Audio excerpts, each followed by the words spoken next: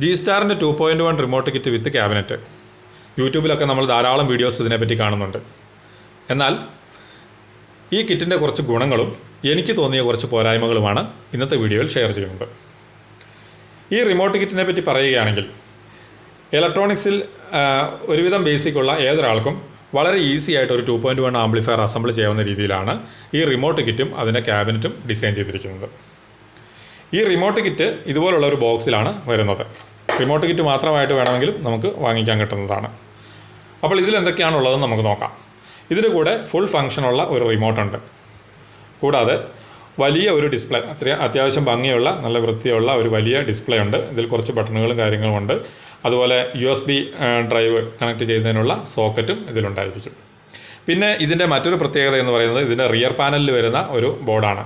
ഇതിൽ നമുക്ക് aux input മാത്രമല്ല, ഇൻപുട്ട് കണക്ട് ചെയ്യാവുന്ന ഒരു ബോർഡാണ്. ഓക്സ് ഇൻപുട്ട് മാത്രമല്ല, HDMI ഉണ്ട്, അതുപോലെ ഒപ്റ്റിക്കലുണ്ട്, കൊയാക്സിൽ എന്നിങ്ങനെയുള്ള ഇൻപുട്ടുകളെല്ലാം ഇതിനകത്തുണ്ട്. അപ്പോൾ നമുക്കൊരു ആൻഡ്രോയിഡ് TV-ലൊക്കെ നമ്മളൊരു പെൻഡ്രൈവ് കണക്ട് ചെയ്തിട്ട് ഒരു മൂവിയൊക്കെ കാണുകയാണെങ്കിൽ അതിൽ നിന്നുമുള്ള സൗണ്ട് നമുക്ക് HDMI വഴിയോ അല്ലെങ്കിൽ ഒപ്റ്റിക്കൽ വഴിയോ നമ്മുടെ ആംപ്ലിഫയറുമായിട്ട് കണക്ട് ചെയ്ത് അതുവഴി സൗണ്ട് കേൾക്കാൻ നമുക്ക് സാധിക്കും എന്നുള്ളതാണ് ഒരു പ്രത്യേകത. പിന്നെ ഇതിനോടൊപ്പം ലഭിക്കുന്നതാണ് 2 മൈക്ക് ജാക്കുണ്ട്. അതൊരു PCB-യിലാണ് സെറ്റ് ചെയ്തിരിക്കുന്നത്. നമുക്ക് കരോക്കെ പാടാനൊക്കെ ഉള്ള സംവിധാനമാണിത്. ഇതിൽ എക്കോയും കാര്യങ്ങളും എല്ലാം ഈ ബോർഡിൽ ഉണ്ട്. പിന്നെ ഒരു റോട്ടറി എൻകോഡർ ഉണ്ട്. ഈ റോട്ടറി എൻകോഡർ പ്രസ് ചെയ്ത് നമുക്ക് ബാസ് ട്രെബിളൊക്കെ അഡ്ജസ്റ്റ് ചെയ്യാൻ സാധിക്കും. പിന്നെ ഇതിൻ്റെ മറ്റൊരു പ്രത്യേകത എന്താണെന്ന് വെച്ചാൽ ഈ ബോർഡുകളെല്ലാം കണക്ട് ചെയ്യാൻ യാതൊരുവിധ സോൾഡറിങ്ങിൻ്റെ ആവശ്യമില്ല. എല്ലാം പിന്നും സോക്കറ്റും ആയിരിക്കും. അപ്പോൾ ഈ പിന്നും സോക്കറ്റും ഒന്നും നമ്മൾ കണക്ട് ചെയ്യുമ്പോൾ പൊളാരിറ്റി മാറിപ്പോകുമൊന്നുമില്ല. ആ രീതിയിലാണ് ഇവിടെ പിന്നും സോക്കറ്റും എല്ലാം ക്രമീകരിച്ചിരിക്കുന്നത്. അതുപോലെ തന്നെ ഇത് നമുക്ക് 12 വോൾട്ടിലാണ് വർക്ക് ചെയ്യുന്നത്. 12 വോൾട്ട് AC എന്ന് എഴുതിയിട്ടുണ്ടെങ്കിലും 12 വോൾട്ട് DC കൊടുക്കുന്നതാണ് നല്ലത്. ഈ ബോർഡ് വർക്ക് ചെയ്യുന്നതിന് വേണ്ടി അതാണ് നല്ലത്. ഈ റോട്ടറി എൻകോഡറും മൈക്ക് സോക്കറ്റും എല്ലാം നമുക്ക് ഇതിൽ നോക്കി പിന്നും സോക്കറ്റും വഴി കണക്ട് ചെയ്യാം. ഇനി എന്തെങ്കിലും ഒരു ഡൗട്ട് വരികയാണെങ്കിൽ നമുക്കിവിടെ മാർക്ക് ചെയ്തിരിക്കുന്ന കാര്യങ്ങൾ നോക്കിയിട്ട് അതേപോലെ തന്നെ ഈ ബോർഡിൽ ആ സോക്കറ്റ് നോക്കി കണക്ട് ചെയ്യാവുന്നതാണ്. മാറിപ്പോകുന്നില്ല. ഓക്കെ. സാധാരണയായിട്ട് ഒരു 2.1 ആംപ്ലിഫയർ അസംബിൾ ചെയ്യുന്ന സമയത്ത് നമുക്കതിലൊരു സബ് ഫിൽറ്റർ വേണം, അതുപോലെ ബാസ് ട്രിബിൾ ബോർഡ് വേണം, ഇങ്ങനെയുള്ള കാര്യങ്ങളെല്ലാം വേണം. എന്നാൽ നമുക്ക് ഇതിൻ്റെ ഈ ബോർഡിൽ തന്നെ ഒരു സബ് ഫിൽറ്റർ വരുന്നുണ്ട്, ബാസ് ട്രിബിൾ കാര്യങ്ങളെല്ലാം ഇതിലുണ്ട്. അപ്പോൾ നമുക്ക് അഡീഷണൽ ആയിട്ട് വേണ്ടി വരുന്നത് ഒരു സ്റ്റീരിയോ ആംപ്ലിഫയറും ഒരു സബ് ആംപ്ലിഫയറും പിന്നെ അതിൻ്റെ പവർ സപ്ലൈ മാത്രമേ നമുക്ക്, പിന്നെ സ്പീക്കർ പ്രൊട്ടക്ഷനുമാണ് നമുക്കിതിൻ്റെ കൂടെ കൂടുതലായിട്ട് വേണ്ടി വരുന്നത്. ബാക്കി കാര്യങ്ങളെല്ലാം തന്നെ ഇതിനുള്ളിൽ ഉണ്ട് എന്നുള്ളതാണ് ഏറ്റവും വലിയ ഒരു പ്രത്യേകത.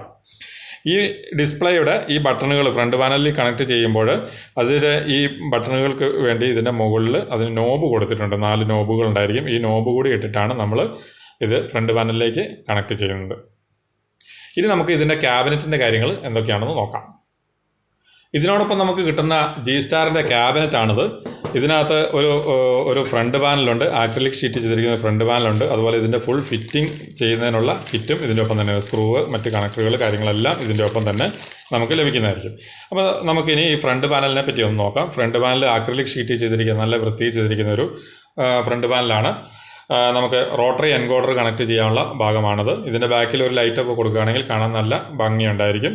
പിന്നെ നമ്മുടെ ഫ്രണ്ട് പാനൽ കണക്ട് ചെയ്യാനുള്ള ഭാഗം, ഇത് മൈക്ക് ജാക്ക് കണക്ട് ചെയ്യാനുള്ള ഭാഗമാണ് ഇത്. കൂടാതെ ഇതിൻ്റെ ഒരു പവർ സ്വിച്ച് ഉണ്ട്. പവർ സ്വിച്ച് പ്രസ് ചെയ്ത് ലോക്ക് ചെയ്യുന്ന ടൈപ്പ് പവർ ബട്ടണാണ് ഒപ്പം ഇതിൻ്റെ ഒപ്പം തന്നെ നമുക്ക് ലഭിക്കുന്നത്. അത് വെക്കാനുള്ള സ്ഥലമാണിത്. ഇത് Geestar-ന് തന്നെ ഒരു ലോഗോ ഉണ്ട്. അത് നമുക്കിവിടെ ഒട്ടിക്കാൻ വേണ്ടിയിട്ട് ഇതിനോടൊപ്പം തന്നെ ലഭിക്കുന്നുണ്ട്. അതിനുള്ള ഒരു ഗ്യാപ്പാണത്.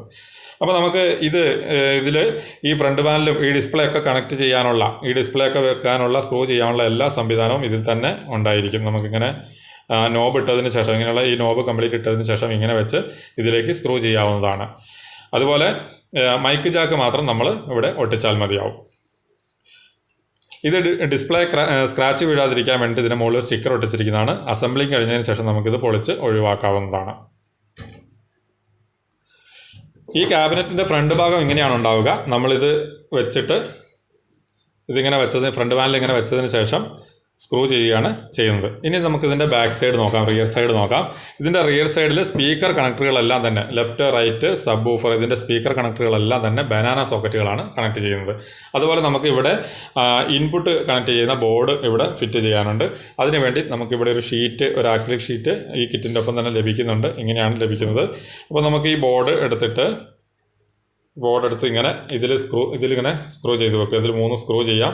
3 സ്ക്രൂ ചെയ്ത് വെച്ചതിന് ശേഷം ഇവിടെ ഈ ക്യാബിനറ്റിൽ ഇവിടെ സ്ക്രൂ ചെയ്ത് ഉറപ്പിക്കുകയാണ് ചെയ്യുന്നത്. അതുപോലെ തന്നെ ഇതിൻ്റെ ഒപ്പം നമുക്ക് ലഭിക്കുന്നതാണ് ഈ ബനാന സോക്കറ്റുകൾ കാര്യങ്ങൾ എല്ലാം ലഭിക്കുന്നുണ്ട്. നമുക്കിതിൽ കണക്ട് ചെയ്യാനുള്ള എല്ലാ കാര്യങ്ങളും ഇതിൽ നമുക്ക് ലഭിക്കുന്നുണ്ട്.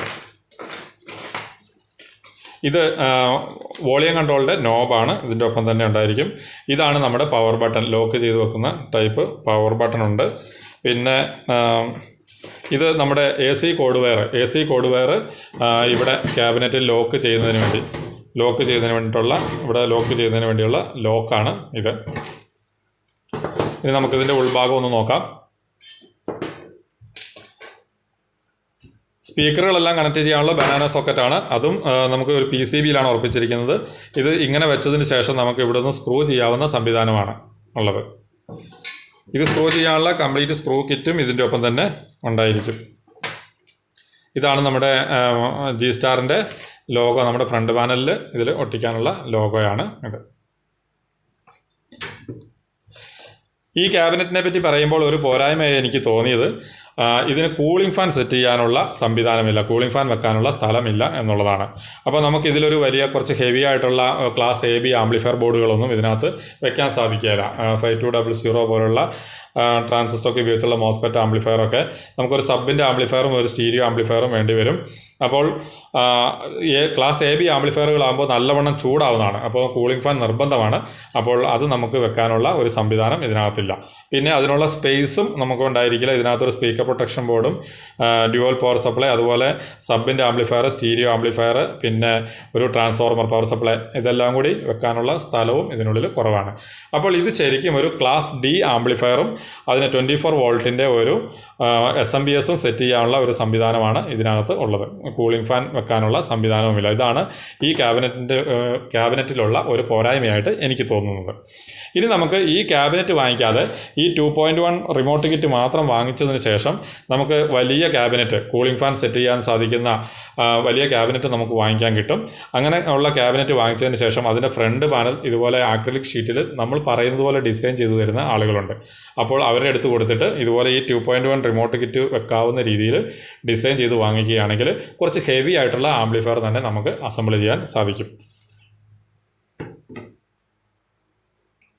അപ്പോൾ ഇത്രയും കാര്യങ്ങളാണ് ഇന്നത്തെ വീഡിയോയിൽ ഷെയർ ചെയ്യാനുള്ളത്. അപ്പോൾ ഈ വീഡിയോ നിങ്ങൾക്ക് ഇഷ്ടപ്പെടുകയാണെങ്കിൽ എൻ്റെ ചാനൽ സബ്സ്ക്രൈബ് ചെയ്യുക, ബെൽ ബട്ടൺ കൂടി അമർത്തുക.